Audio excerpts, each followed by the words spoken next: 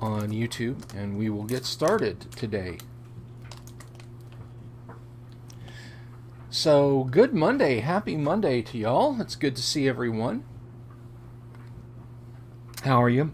I just want to give you your daily devotional this afternoon and remind you that you either like the Star Trek that came out in the 1960s and had the movie supporting it through the 80s and 90s, or you don't like Star Trek.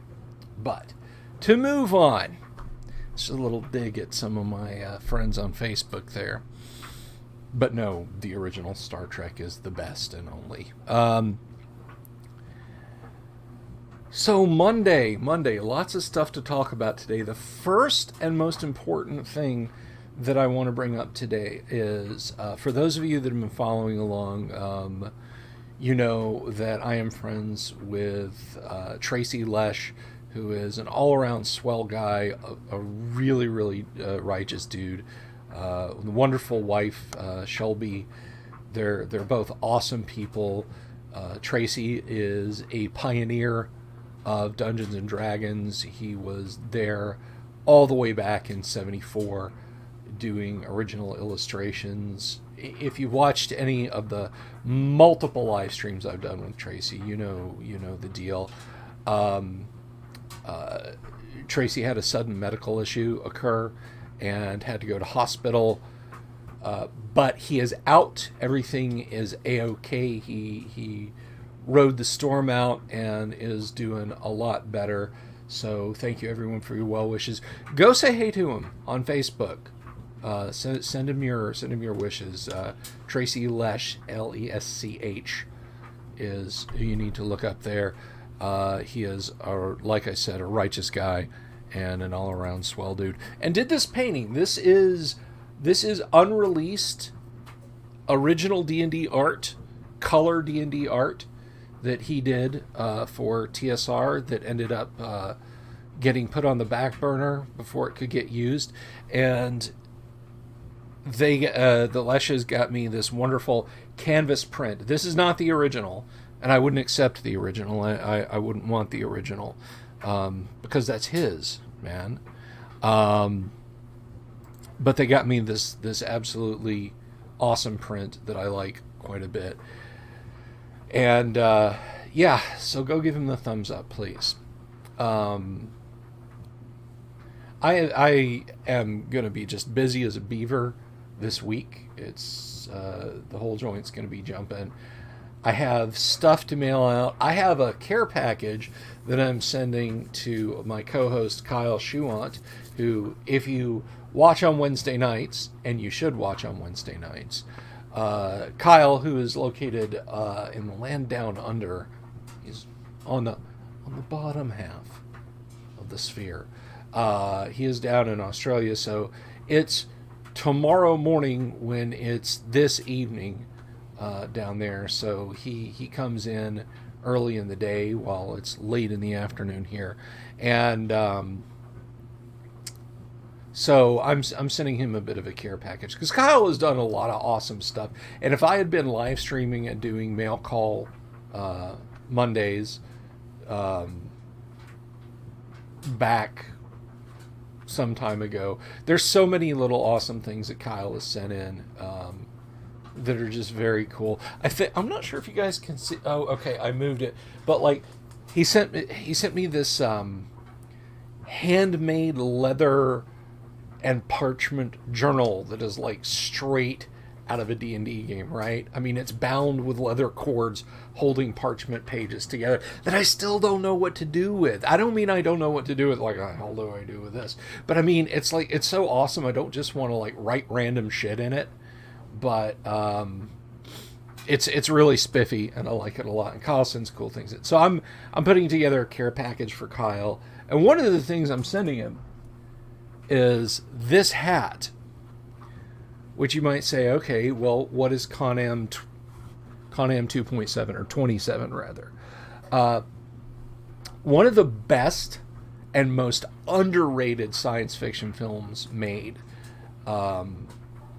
was Outland, and it was done by Peter Hyams, who did 2010 Odyssey 2 and a number of other films and other genres. But Outland stars Sean Connery as Marshal William T. O'Neill, who is a U.S. federal marshal.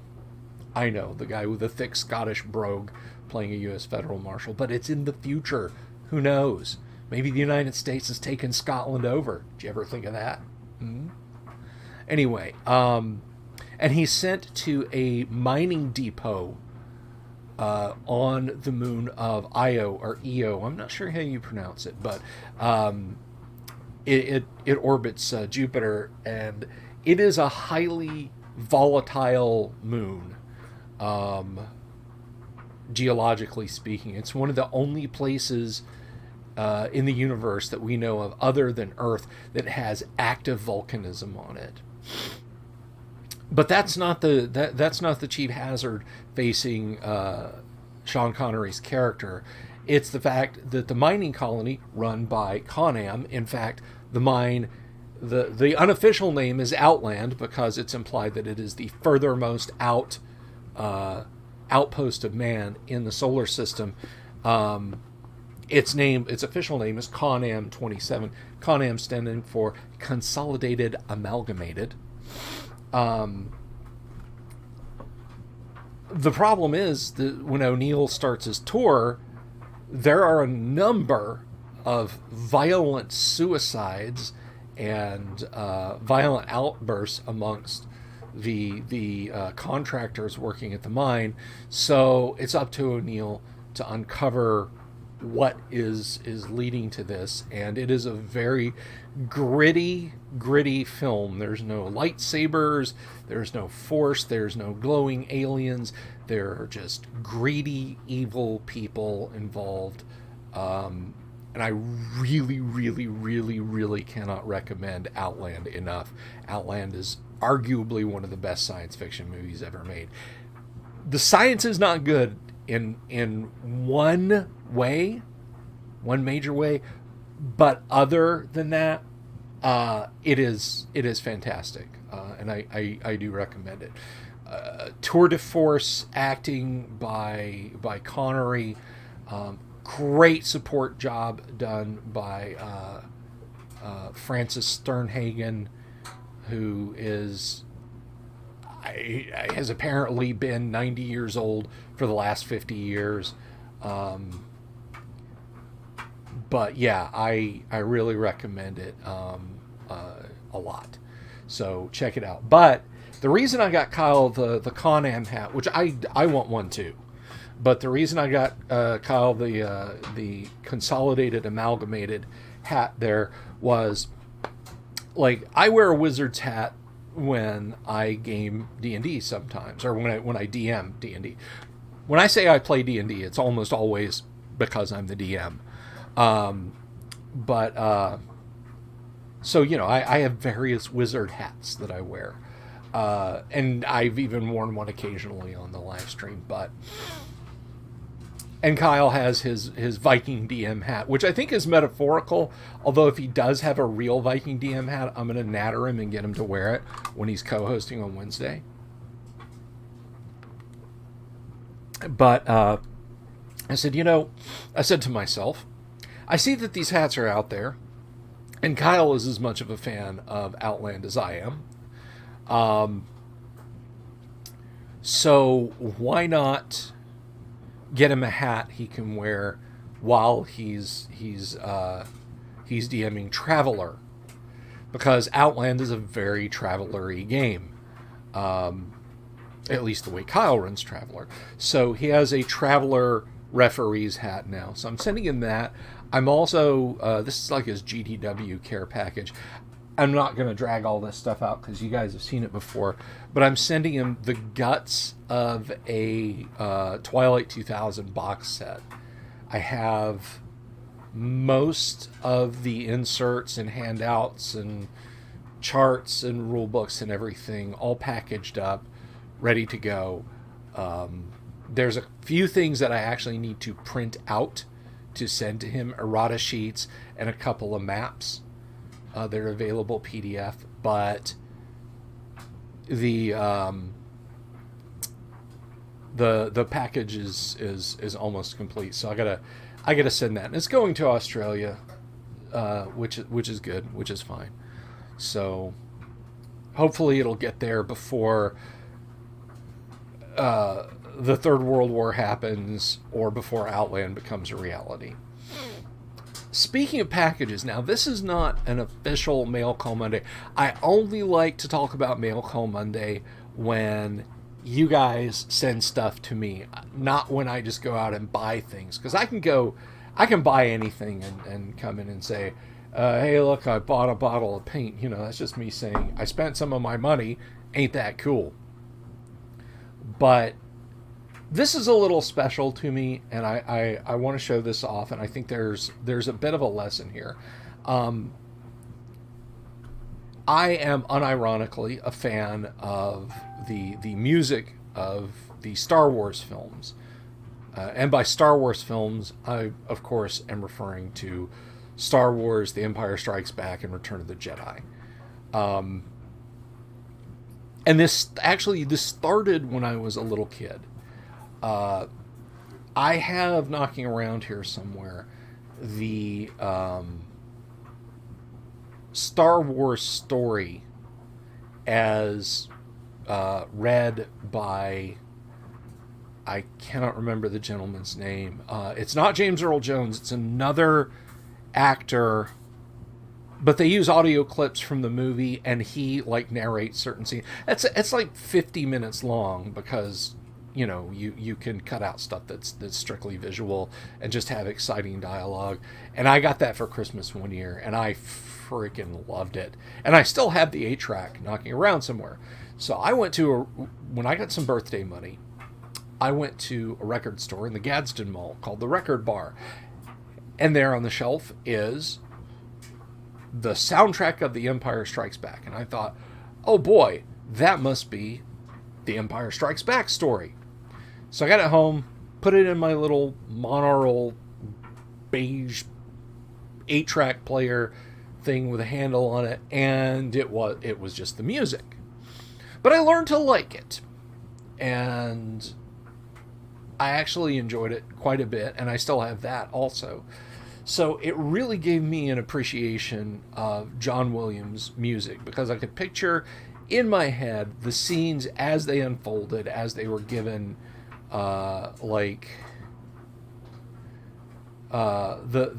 just the beautiful sweeping music when Yoda admonishes Luke when his X-wing sinks, and he's like, oh well, you'll have to get it out, and he says, I don't have the proper tools. And it's like, you've got the Force. Luke tries to lift it, and he says, I can't, it's too big.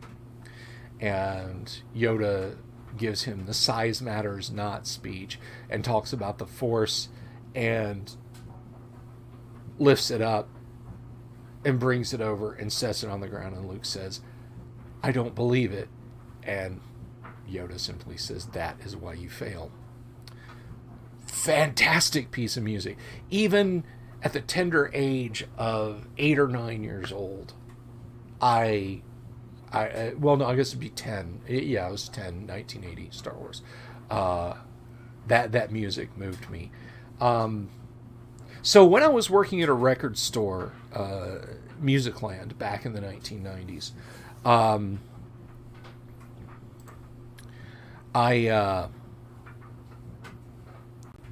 got so excited when 20th Century Fox, Lucasfilm got together. They re-released Star Wars. That's what this standee you can see over here sometimes is. You can just see the edge of it. I can't really reach over and move the camera, but it says, Star Wars Trilogy, the original one last time. And boy, howdy, was that true. Lucas started fucking with the movie releases, but at that time, I bought the definitive collection on Laserdisc. I've still got that sitting over on a shelf. I got this wonderful standee from a coworker, Todd, who ordered one for the store. We were compact enough that we couldn't put up standees and stuff, but he ordered one, and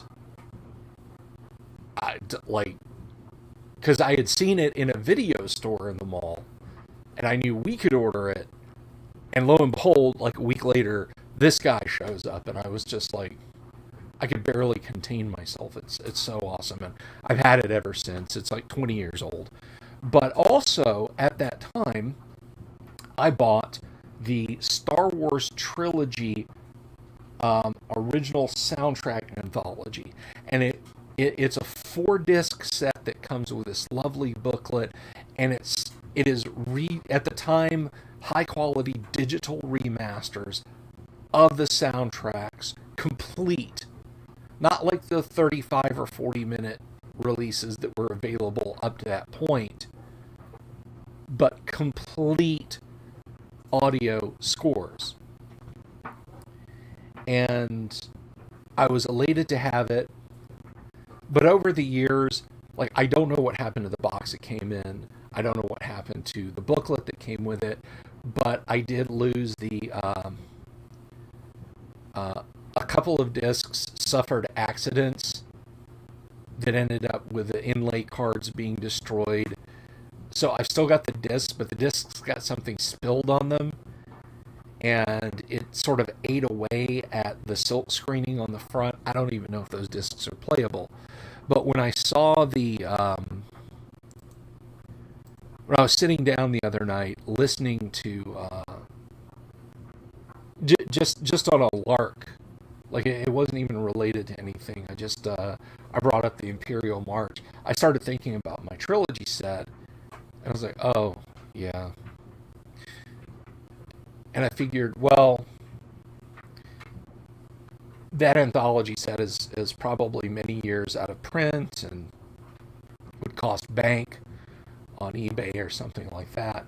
So I went looking for it, and lo and behold, I found one. Shipped, this was like $28. It's complete. The discs are pristine. Everything in here. And if I find the box and the booklet, well, of my original, I don't know what I'll do. But yeah, there's this great book filled with Ralph McQuarrie paintings and stills from the movies, and it talks about the musical cues, and it's got all 4 discs. Yes, 4 discs, because the 4th disc is actually different musical takes that you couldn't, that they couldn't fit on the other discs, and are things that you might have heard in background in the movies, but were never released on any of the soundtracks. So I found this, and I'm very pleased. I'm going to be digitizing this, because my main PC over yonder does not actually have an optical drive in it. You just don't build with optical drives because games don't come on disc anymore. You have to buy them online. You have to buy them on Steam. Hey, Gristle. You have to buy them on Steam or on GOG or on whatever Activision does, or whatever Electronic Arts does. And that kind of nicely slipstreams into something, and I want to talk about this. I want to beat on this a little bit.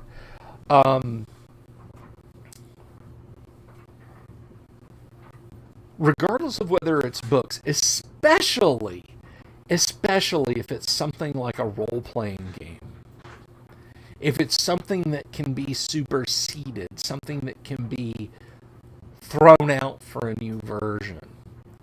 But when it comes to films, books, and music, own your physical media.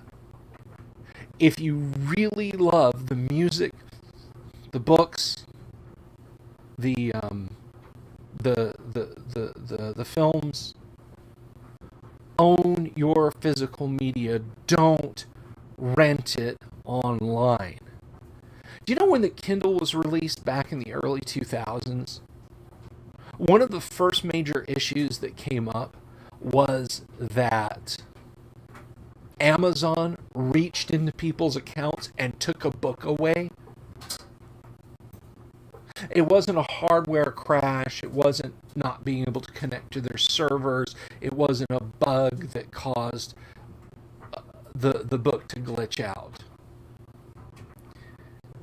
They took a book. They reached into people's Kindles as soon as they got online, as soon as they went online with their Kindle account to sync it back up, and they took this book out. And I say completely 100% true. I say this without a hint of irony or jokiness. It was 1984. Not the year, the book. 1984 was the book they took away from people. I want you to think about that. They put a book down the memory hole. I thought I had 1984 on my Kindle account. Well, I've got it on my Kindle at least. Sync up. Pop! There it goes. Down the memory hole. More and more movies, like, people have set up family accessible accounts on Disney, and Disney has been removing movies from those accounts if they're accessible to children. Oh, well, that's not appropriate for your kids. Bambi is racist, so we're just going to take that out. The Aristocats is racist. Oh, that's got to go. You know? Own your physical copies. And I beat on this drum a few months ago with Ty Beard, and I've said it separately. Someone decided that Oriental Adventures was problematic, and the son of a bitch, who works at Wizards of the Coast now, by the way, in case you think this is some isolated thing, and that our hobby isn't being overrun. Yeah, this guy now works at Wizards of the Coast. Yeah, you get him to slap a big old content warning on it. Which, if you order a physical copy of the book or a PDF, the page with the content warning on it is in there. Which means it's an edited copy. How long before they just start going through and just removing pages that they don't like, or whole books? It's not too far away, people. It's not too far away. Don't laugh at me and say that you know, oh, that could never happen. It's happening right before your eyes. So I wasn't going to rely on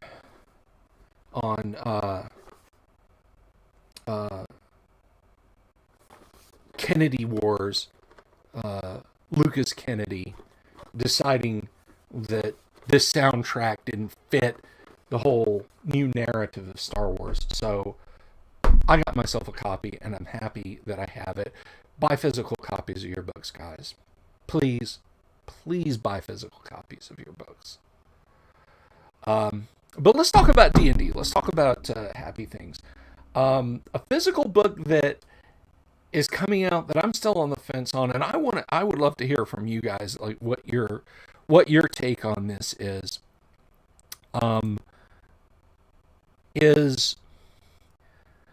Temple of Elemental Evil is coming out. Goodman is putting out another one of their deluxe editions, and I have their Keep on the Borderlands and their Expedition to the Barrier Peaks, but they're coming out with Temple of Elemental Evil, and I guess have they done another one? I don't know. It's $100, and it's 2 volumes in a slipcase. The thing's gonna weigh as much as a friggin' car battery. Man, I just can't get myself motivated to consider buying that. I'm a guy, I'll buy a book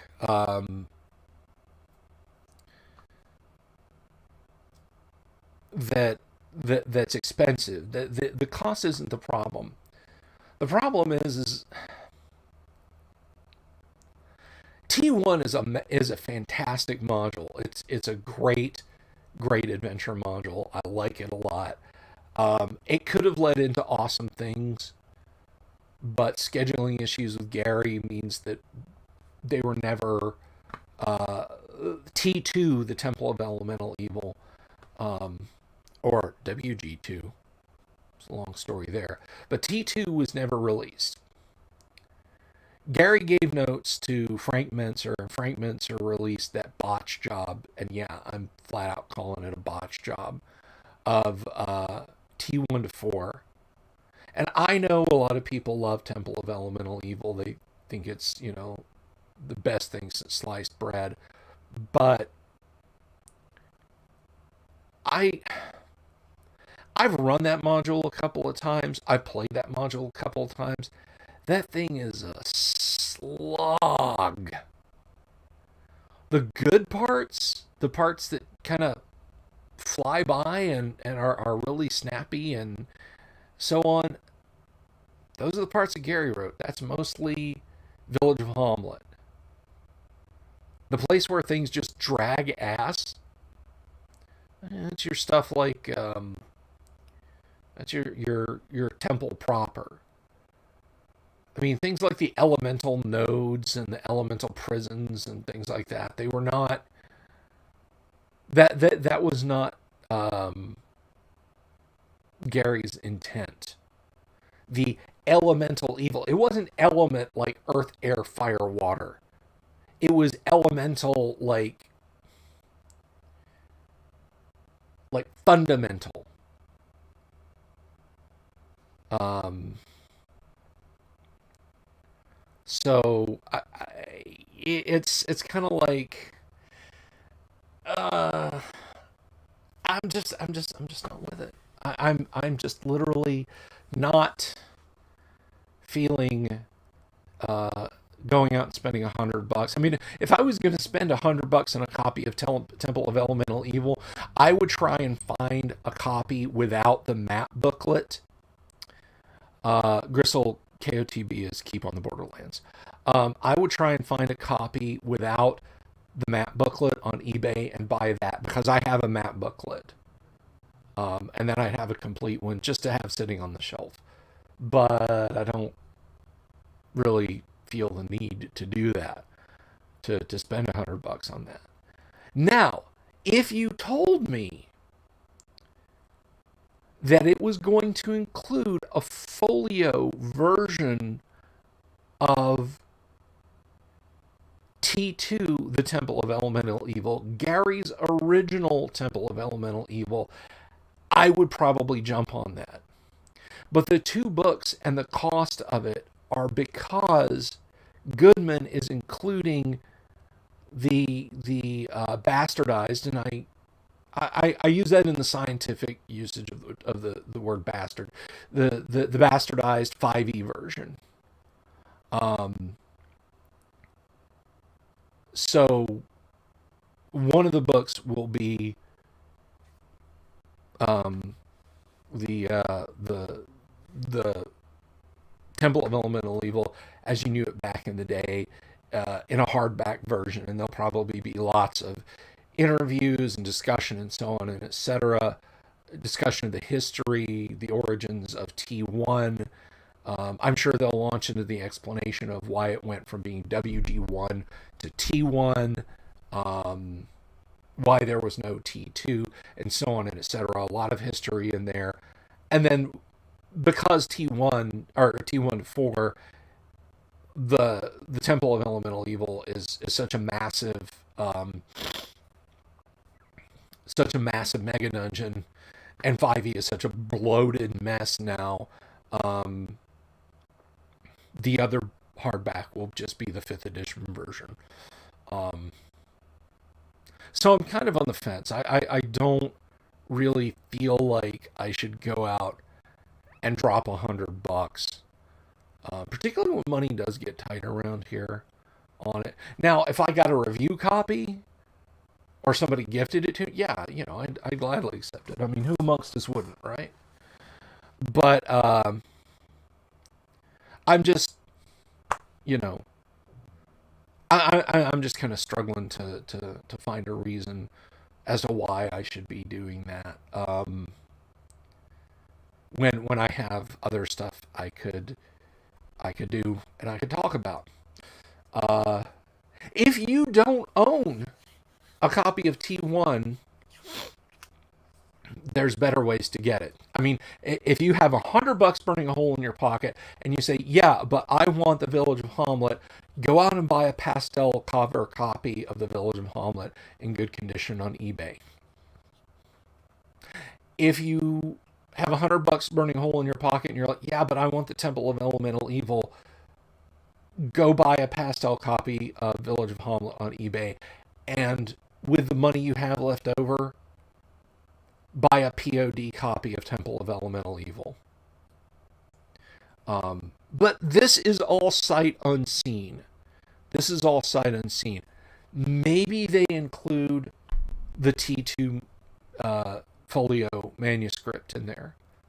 I mean, and if that's the case, I will crawl over the lot of you to get my hands on it. But honestly, if it's just a bunch of retrospectives from the bookbinding guy at TSR or Frank Menzer, whose opinions I don't give two shits about, then hard pass. Sorry, Goodman. That's just, you know, I would have to see a really incredible value add coming. I bought the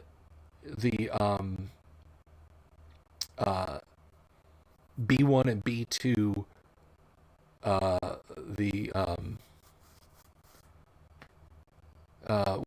what is it called? Into the Borderlands, you know, the Into the Unknown, and Keep on the Borderlands.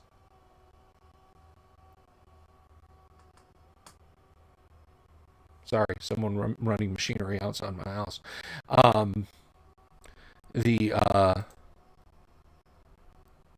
You know, the hardback mega module, because B2 is part of my DNA as a gamer.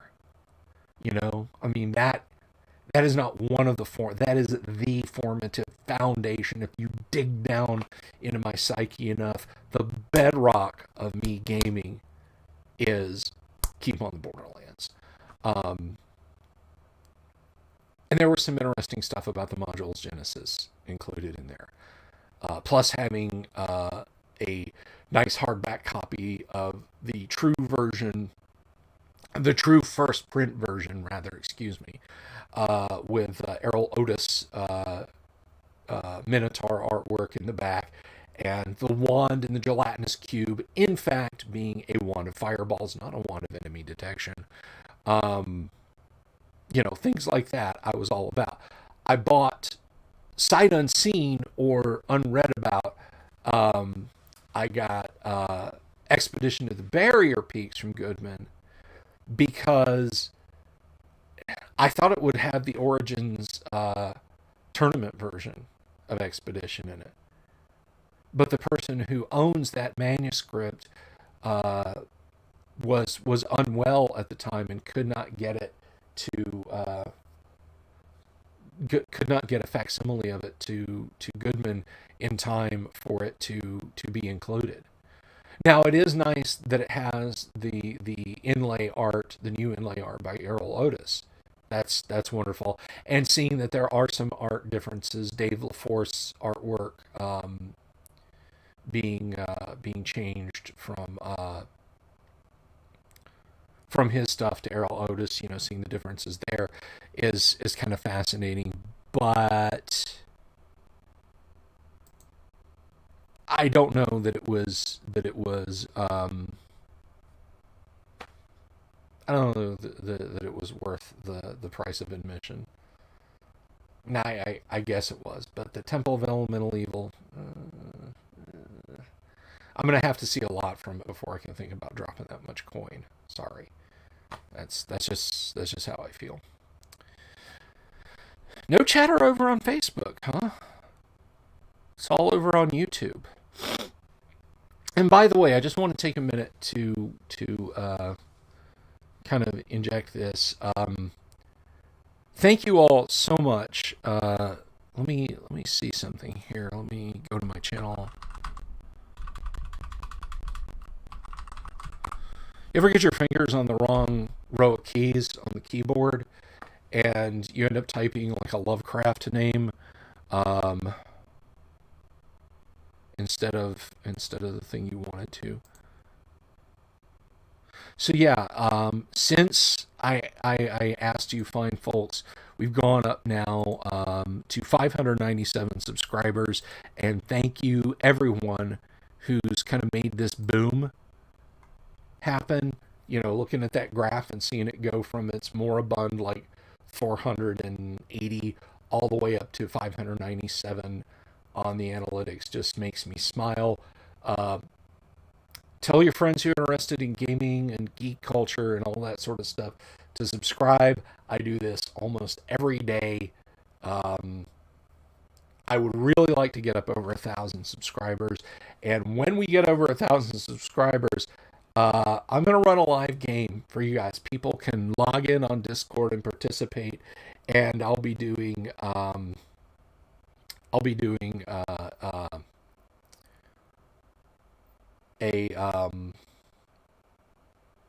just a whole dungeon crawl. I'll put out some Dwarven Forge on the table here, and it'll be kind of like an OD&D meets dungeon sort of treasure run, and we'll do that for a while. We'll do it till my batteries run out or something like that. And that's at 1,000. I figure I did a face reveal already. At 1,000, maybe I'll do a face conceal. Yeah, there's a motivation. A face conceal at 1,000 subscribers. You won't have to look at me.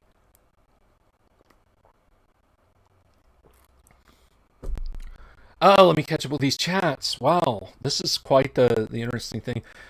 So, of course, hello to Simile. Simile's one of the new subscribers. He came on board. He's a fan of Jayashiro Finney, who was kind enough to have me on his live stream last week, and is having me on again because apparently he didn't learn his lesson about having me on his live streams. So I will be on Wednesday night on Jayashiro Finney's. I don't know that I don't know if he just calls it Nothing Cast, if that's like the title of it. Like I call my chats Crazy Gibberish, but Jayashiro, his Wednesday night live stream, which I think is at 9 p.m. Eastern. We'll be talking about getting started writing RPG adventures and writing your own RPG and stuff like that.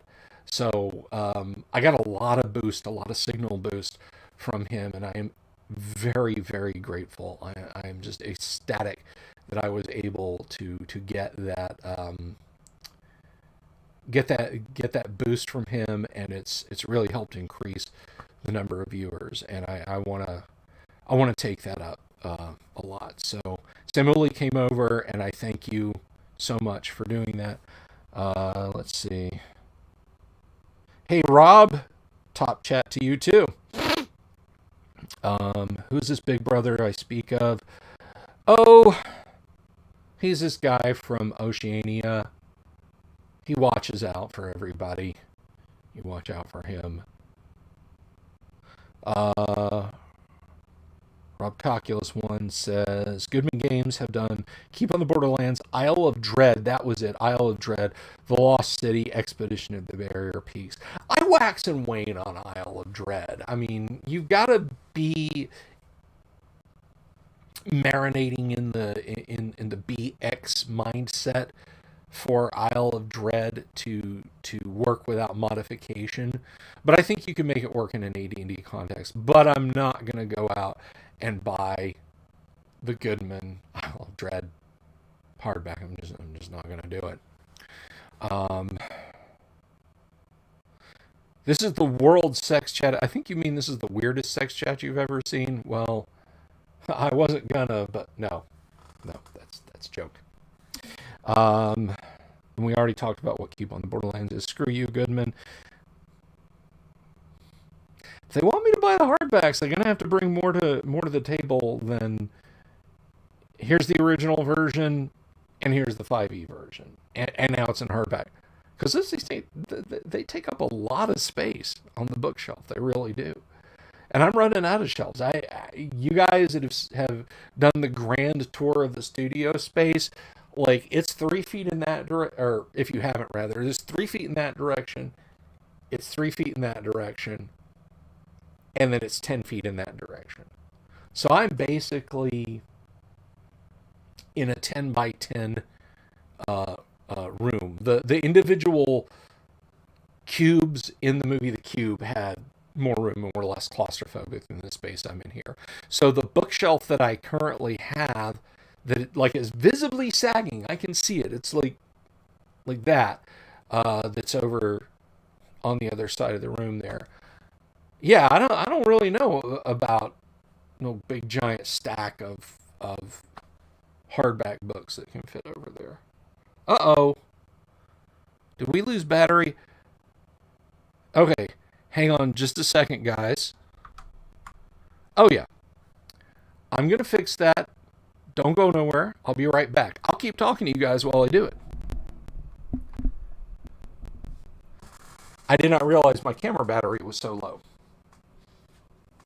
But, yeah, I just got done talking about how my office is tiny, and yet I have to walk all the way across the other side to get the camera battery. But fortunately, I have another battery ready.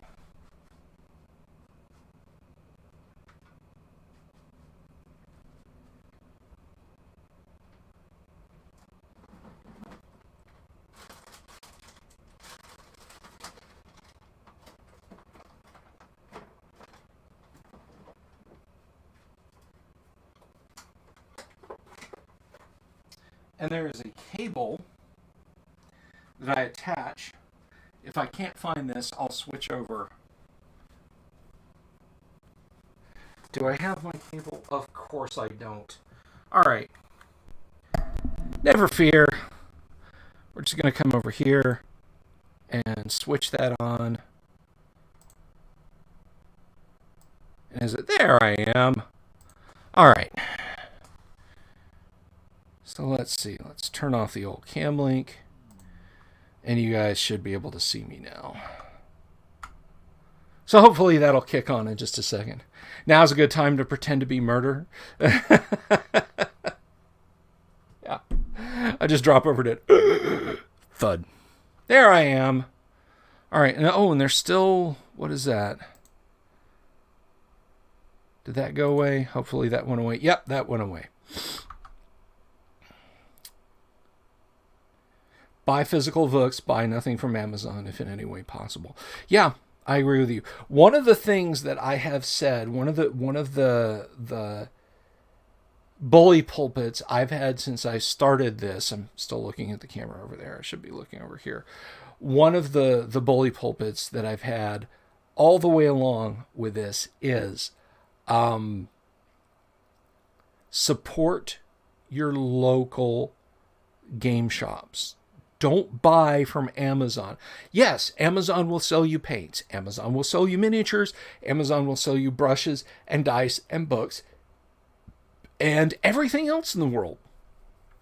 What Amazon will not give you is a game room that they'll open 15 minutes early for you and your group and leave open 15 minutes after the store closes for you and your group.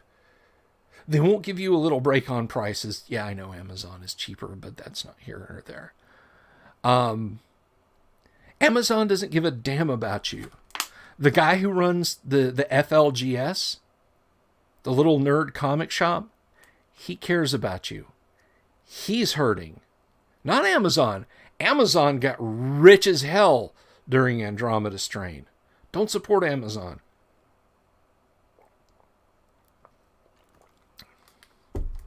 Support your local gaming shops. Support your mom and pop stores, your local creators.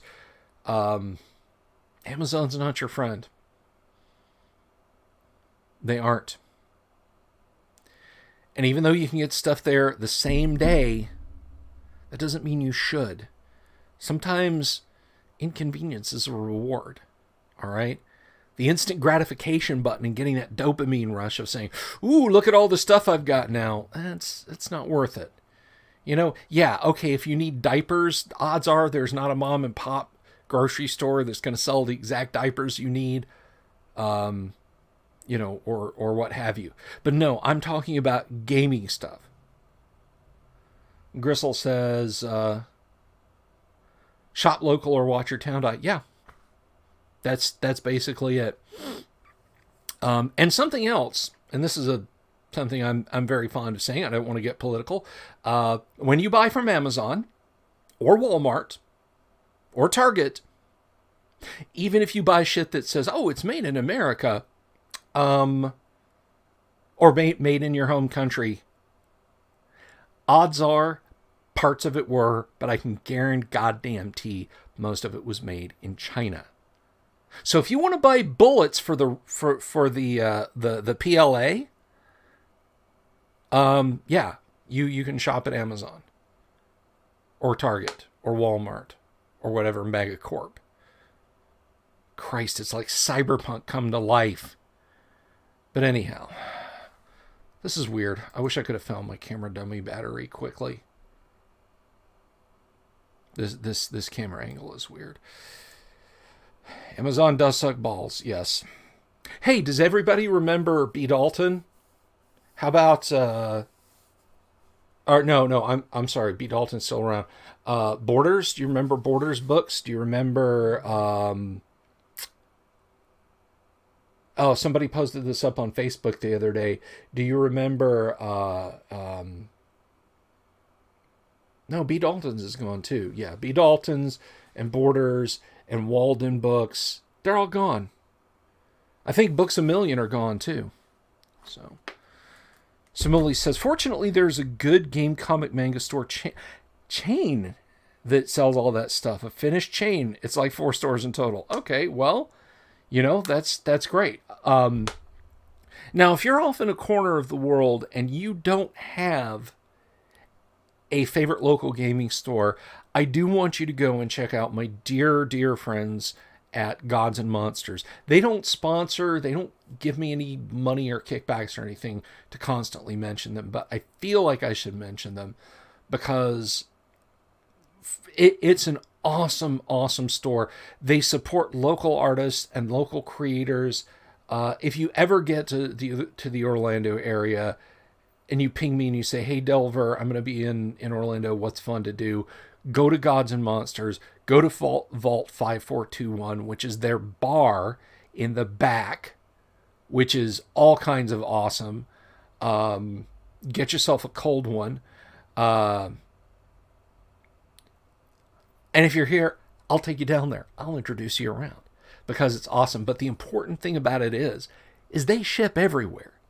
You can actually support a local business, well, local to me anyway, if you don't already have one. But if you've got a bookstore in your town, if you're just a wide place in the road, but somebody's opened a bookstore, they have access to a vast, vast resource, and you can help them out by buying your gaming stuff, whatever, there. And if they don't do that kind of thing, turn them into a store that does that kind of thing by ordering your stuff there all the time. That's how I feel about that. So, do support your local businesses. B. Dalton, Walden Books, Borders. I really miss those guys. I do too. I really do too. I had a Other Worlds science fiction book club subscription for Walden Books for the longest time when I was a kid. And I loved going in and flashing that card. It was like my first item of identification where I could go in and be like, yes, here's my card, and get, I can't remember if it was punched or stamped or whatever. And after I bought like 10 science fiction books, get my 11th 10% off or free or something like that. And the newsletters, the Otherworld Club newsletters were a lot of fun too. Another one I did was I did the Random House Book Club and got like stacks of science fiction books. I mean, used bookstores are choked with those things. So I heartily recommend checking those out. But they were like Doubleday versions, and there's a lot of books that were there on that book club thing that you can't get today. So that was a lot of fun. But no, Do support your local businesses, and if you don't have a local comic and game store attraction like that, check out Gods and Monsters. They're on Facebook. They'll ship to wherever you are. That's the important thing. They will ship and they will shop. You can go around and you can check out their merch. They've got this this thing. Let me pull this up. I wanna make sure I say this right. Let's see.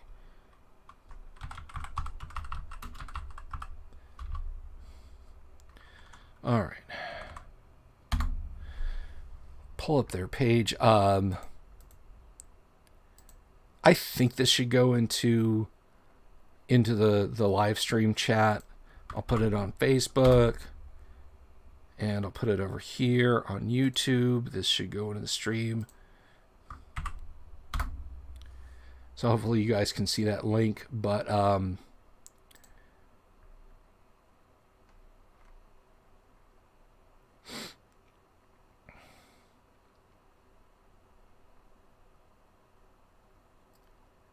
so yeah, gift cards, distance shopping, curbside pickup, purchase, hold, shipping, and coming soon, an online store. So that's kind of new. That's kind of fun. And I think they've been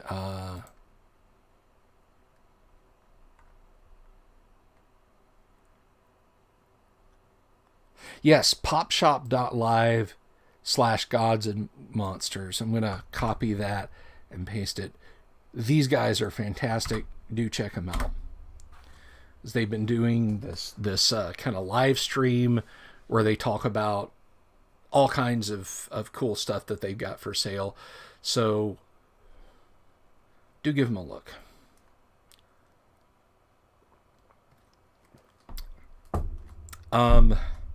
This week is going to be busy on the live stream. I have scheduled stuff. Tomorrow, we'll be doing a recap of the Monday night AD&D game. And I actually did just kind of an aside RP session with a couple of players on Saturday evening into Sunday morning. That was a lot of fun. Very little dice rolling involved, although there was some. Matters of faith, matters of spirituality for a couple of characters. And then, of course, tonight, they might get out of the city of Greyhawk and go into the Castle Greyhawk dungeon, which is my own creation, my own Castle Greyhawk. So that's tomorrow. Wednesday is, of course, Wastrel Wednesdays with Kyle Schumont. We will be playing Conflict for a while. That is Kyle's currently in beta test action combat RPG, which it's a lot of fun. If you play Traveler before, it's kind of similar to that, but it is firmly grounded in modern times, and Kyle has an extensive background in the military, so it's going to be a lot of fun playing that for a second time. He's promised something. He's promised something really cool for that session. He told me what it was, but I want to save it as a surprise for you guys. But he's definitely bringing the heat, and I'm looking forward to it. Now, later Wednesday, I will be on Jayashiro Finney's live stream again. That is a him thing. And let me see here if I can find this.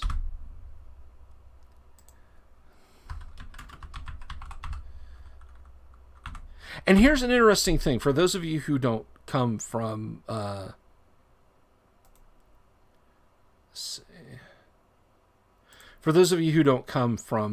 Jayashiro's live stream to mine, that is actually his name.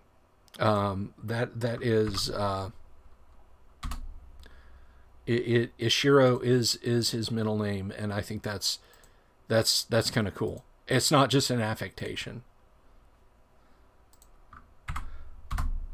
So you can check him out there, but I will be I will be on his live stream Wednesday night after Kyle and I are done doing some conflict for a while. So, what I will be discussing on Jayashiro's live stream is, last time I just kind of BS'd about my relationship with Gary, Gygax, and RPGs in general, and a lot of questions started to come in about game design and about adventure design. And I haven't really designed my own RPG, but I have written a lot of adventures, and I've gotten a lot of them published. Which, you know what, I'm going to link, if you guys, if there's anybody out there that wants to purchase any of the things I've done before this stream is over, I will, of course, link to those. But Jayashiro wanted me to come on the stream, and wanted me to come on their stream, his stream. I'm sorry. One more time in English. Jayashiro wanted me to come on his stream and talk about getting started in the RPG business, writing adventures, and I'll try and talk about, I think the rules for, the guidelines for writing your own RPG rules are the same as writing your own RPG adventures, just with some bolted on other caveats and considerations. So I'll try to answer those questions as best I can. Samuel says, Ishii and Kat have really helped people find a lot of good material and great guests too. Yes. Like I said, YouTube just offered his channel up to me like, you like things? Watch this. And I was like, oh my goodness, this is awesome. And the audience is, or rather their interaction with the audience is great. Like they'll slam the brakes on to comment on the most ridiculous statements. And I should know because they've commented on so many of my statements. So if they've commented on my comments, then the comments have been ridiculous. Or the comments they've responded to have been ridiculous. So let's see. But yes, if you are in the market for an adventure or three, if you want a physical autographed copy of The Lost Crypt, you can actually contact Gods and Monsters. They have some. If you want to buy, if you just want to pick up the PDF, let's see.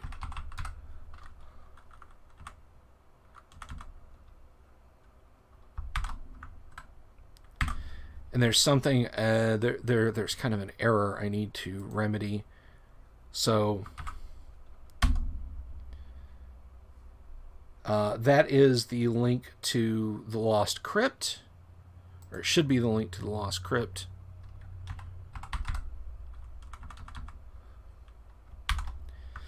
This is the first thing that I ever had published. The next link I'm sending, I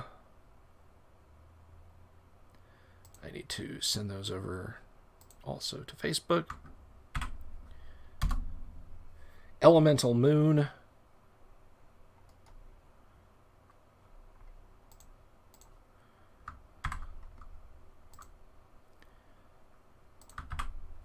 Now, if you want physical copies of these, let's see. If you want physical copies of The Lost Crypt and Elemental Moon, you may have to contact me directly and we'll make arrangements.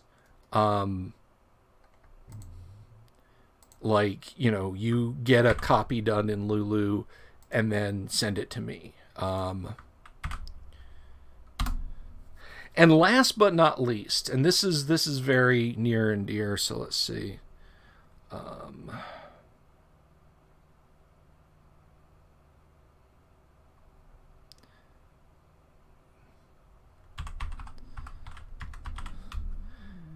on a second.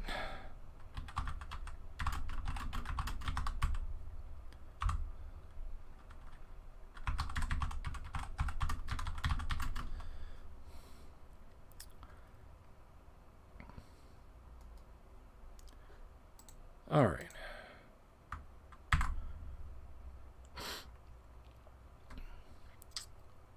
Put this here.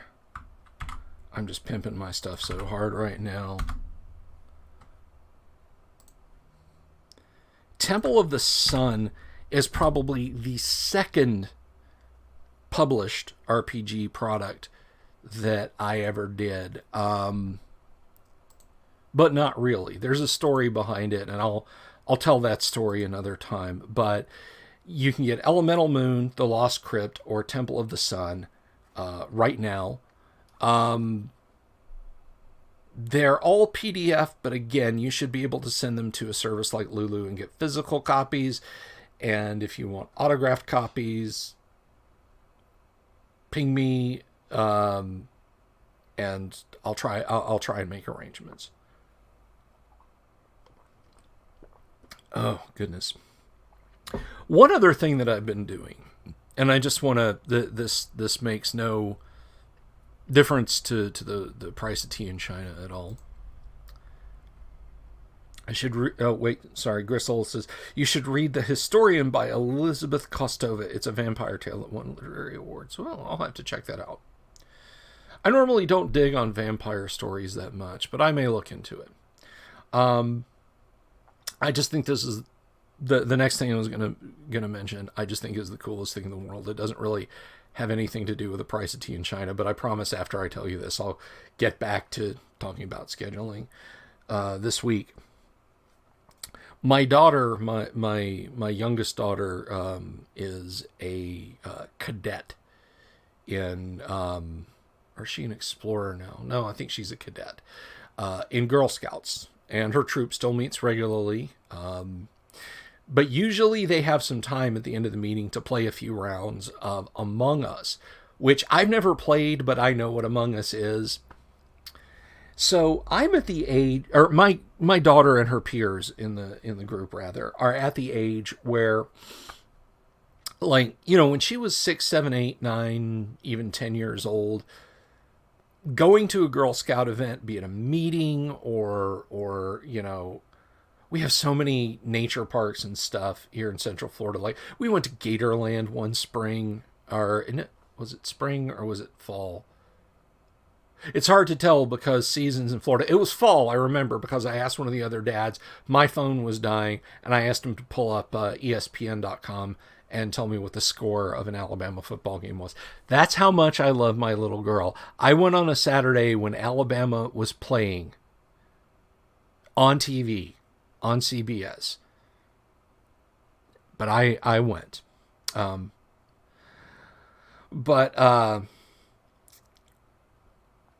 They're kind of at the age now where it's less like, oh, that's so cool. Look, there's a dad and he's doing stuff with the Girl Scouts. Oh, that's so cool. To like, why is that creepy neck beard hanging around a bunch of teenage girls? That's where I've sort of transitioned to. So, you know, it's drop her off, say hi to the other moms, the troop leaders, and, you know, you turn and pull out of there. But like I said, the girls play a lot of Among Us. And I thought, you know, I want to do something for the girls, because I got the 3D printer over here. I want to do something cool for the girls who went through, like, months and months of hell with the lockdowns. Like, they didn't start having physical meetings again until the start of this year. Like, you know, we stopped halfway through last year. Cookie sales got all screwed up and so on. So I found the STL stereolithography files and printed out for the girls these. These are crewmen from Among Us, and you pop them open and there's the bone and the guts. And I printed these out in white. That's clear PLA. But give these to the girls at the end of the year because they love playing Among Us. And so that's my little gift to the Girl Scouts. And they can paint these up whatever color they want. Looking at the chat again. Samuel, vampires are not as quite overplayed as zombies. I can stomach the genre still. Video games, I totally lost interest pretty much. Family first. Yes. I actually hate Vampire Lit. Anne Rice is a hack. Yes, she is. But Historian has historically researched about the actual figure of Vlad Tepes. It's also very beautifully written. Yeah, I feel like Vlad was a little, maybe just a little bit kind of overblown as a villain goes. He wasn't that much worse than any of the bad ones in the Balkans area. I honestly don't think, like, the whole impaling thing got a lot of press, but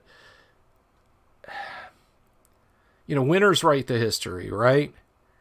I mean, if Vlad had stayed strong and powerful throughout for decade upon decade upon decade, and had fused that part of the world together in a successful nation, people would be like, yeah, he was kind of a dick, but in the overall, 2 thumbs up, would install as king again.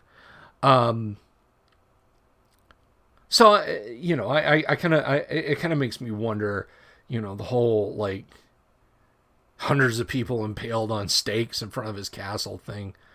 I wonder about that. Just asking.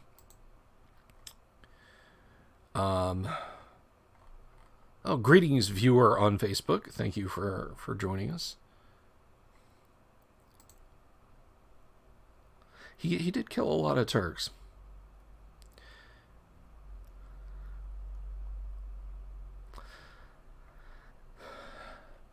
Vlad being a hostage, less sexually abused by the Ottomans, really made him not want to make any deals and not show any mercy.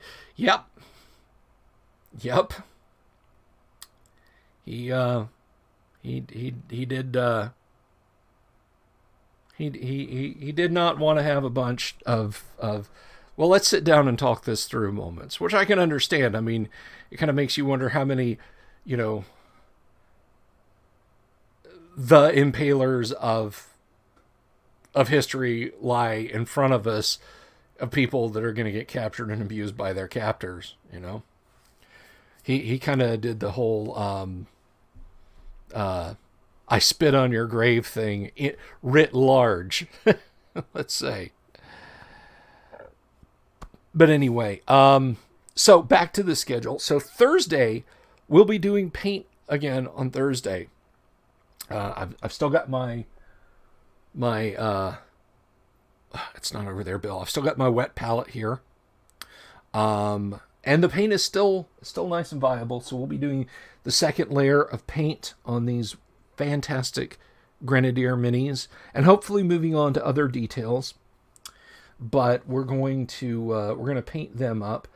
I may start another figure. I've been thinking hard about painting up. This is a Warduke. I don't know if you guys can really see any details on that. I found a 3D file for Warduke, and he actually printed up really nicely. So I will print him up, or I will maybe start painting him up on Thursday. He's primed black from green PLA to show some better highlighting and shading. But so that's Thursday. Friday, I don't know. Friday we'll just do kind of open BSing fun time. So that is the schedule. And for those of you who are new, oh, that's mean. That is mean, Gristle. If you're over on Facebook, one of the YouTubers, I've got to figure out how to get the YouTube chat and stream it so everybody can see it, so I don't have to bop back and forth. But Gristle just told a joke. Why do Turkish men grow mustaches? To remind them of their mothers. Anyway, So yeah, Thursday paint, and I'm going to do something different on Thursday. I think what I'm going to do is I'm going to move the camera boom around so I can have it looking from a greater height and above to what I'm painting, and then just have this camera pointing at me so you can see my face while I paint, but get a better picture of what I'm painting through the DSLR in the higher resolution. And we'll continue on with the Grenadier minis, painting those up. And then again, Friday, I don't know what I'm going to do for Friday's show. Probably just open mic, just, whatever. But I want to close with my benediction that I've been talking about. If you're new to my live streams, then this is going to be new to you. If you've been on my live streams and listened to them the whole year plus now that I've been doing this is not going to be new information, and I'll understand if you go away. Just come back and watch later. But when the Andromeda strain broke out and gripped our lives, it was pretty awful. And I thought, I have this camera gear. At the time, it was this and this. It was this webcam and this microphone. I didn't have lights or anything like that. I stood up. This lamp behind me was my lighting. I knew a lot of people who lost their tabletop gaming because of lockdowns. And there were a lot of people that, like, going to the FLGS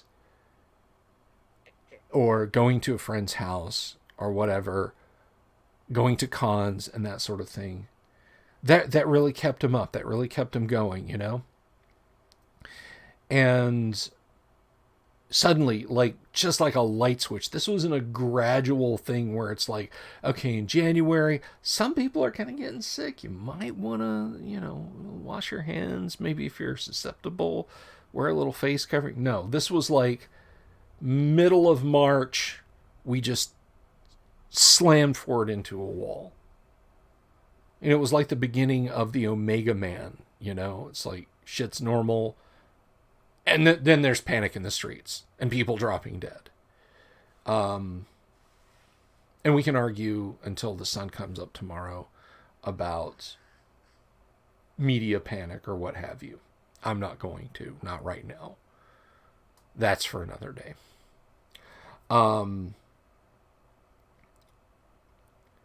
But a lot of people lost their outlets, their outreach.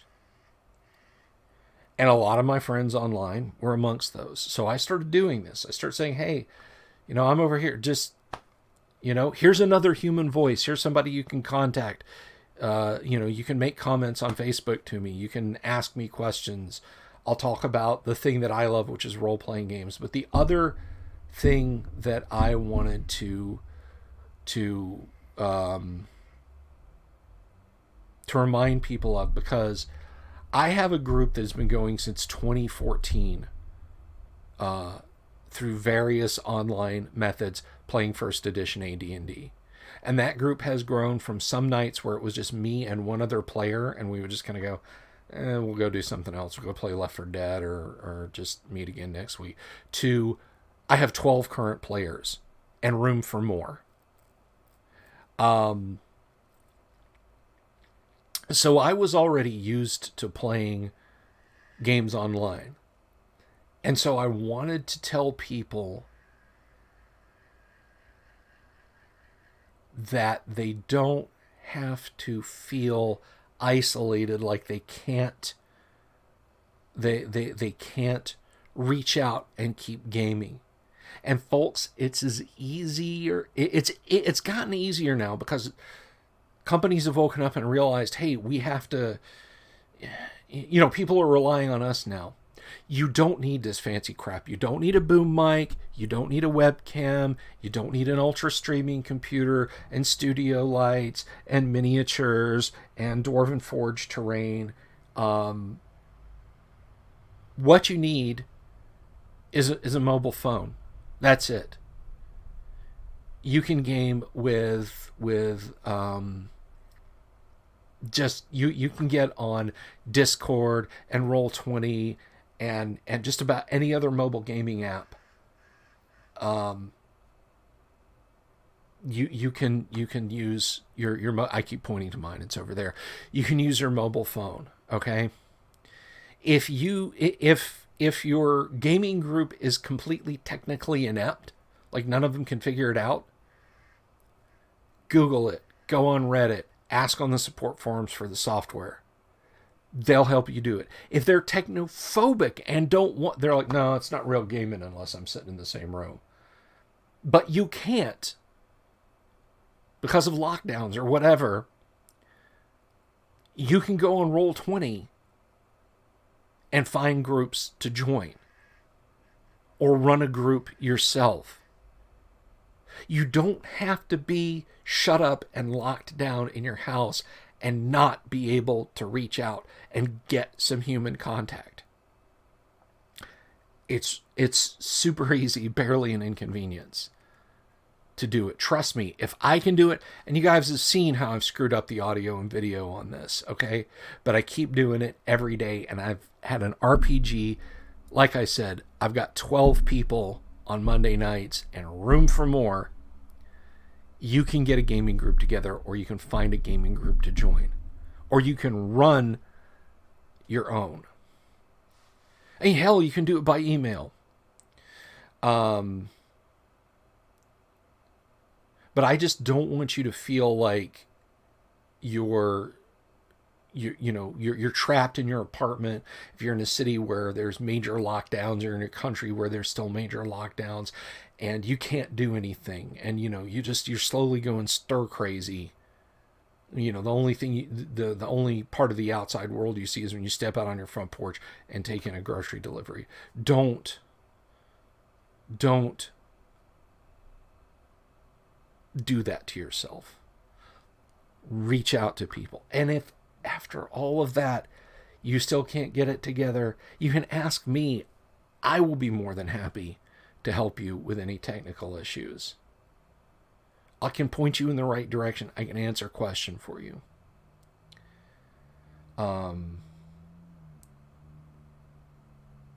So that's my evangel. That, and support small businesses. If you have an FLGS that's been closed due to Andromeda strain lockdown, and you're on good terms with the owners, message them on social media. Say, hey, look, I want to buy a gift card for when you guys open back up. Or, I want some paints and some brushes and some miniatures and a new rule book and so on and etc. Can I pay you, like PayPal you or Cash App or whatever? Can I send this to you and meet you at the door, like meet you at the front door and just take it from you, or you come out to my car? Because odds are they're going to appreciate the business. Amazon's never going to stay open a little bit later for you to game in their store. Walmart frowns on people starting up D&D games on their toy department aisles. And even though Target has a cafeteria in it, they probably don't want you taking their 40K minis over there and sitting down and starting to paint. But your FLGS has been there with you through the thick and thin. All right? So help them and inadvertently help yourself, because if you're in a place where they lift the bans, you want that store open again. You're going to go, thank God you guys are open again, because you're going to want to have a place to play. And if you're just shopping on Amazon, and you're just shopping on you're just getting your stuff through Walmart or Target or whatever mega corporation, yes, even Borders books. If you're just getting it there, when lockdowns are lifted, they ain't gonna let you game. So that's what I wanted to reiterate to you guys. Hey, Jimothy, good to see you, man. Welcome, welcome. I'm positively getting a crowd here. So I'm West Australian, and we had a short lockdown. Yeah. So Gristle, my co-host Kyle, he's in Melbourne. Yeah, he's told me about the lockdowns down there. I think I know more about Australian politics than I do American now, thanks to Kyle.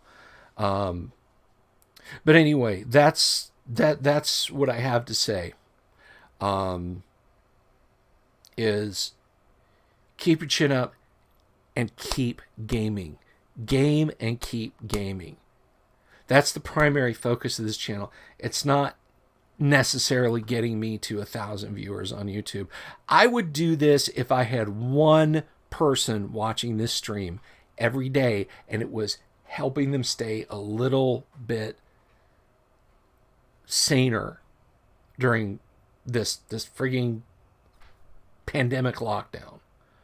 I would do this for that one person, and I mean that.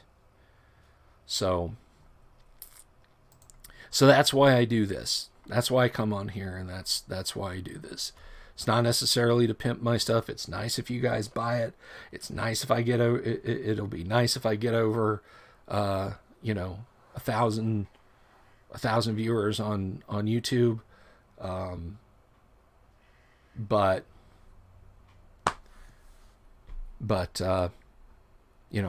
if I'm just doing this for one person, then I'm just doing it for one person. So I'm going to leave you with that. I'm going to say to you guys, thank you very much for watching. Peace. I love you all, and I mean that. And I will see you all tomorrow. We will recap Monday night's AD&D game. We will we'll talk smack about stuff. And I'm still trying to line up guests. I want to get Jim Ward and Skip Williams and Paul Stormberg and anybody else I can drag in, and we want to do a post Gary Con sort of after action report from them. And so hopefully that'll happen soon. So peace to you all. I'll catch you later. Adios.